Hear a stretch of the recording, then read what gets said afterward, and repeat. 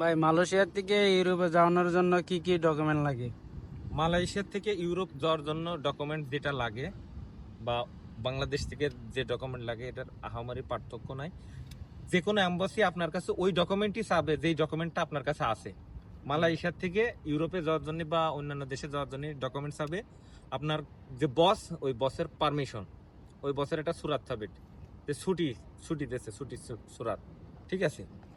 Passport লাগবে, visa লাগবে, plane ticket লাগবে, ব্যাংক স্টেটমেন্ট লাগবে, এটাই ডকুমেন্ট।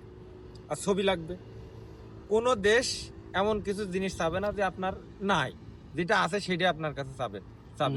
যেরকম আটকা পড়ে যায় কেন যে আপনার কাছে পাসপোর্ট নেই, তাহলে তো আর হইলো না। আপনার কাছে কি বসে অনুমতি দিচ্ছে না, সুরাত দিচ্ছে না, বসের সমস্যা আছে, বসে আপনার অন্য দেশে যাইতে দিচ্ছে না, এটাই সমস্যা। ধন্যবাদ।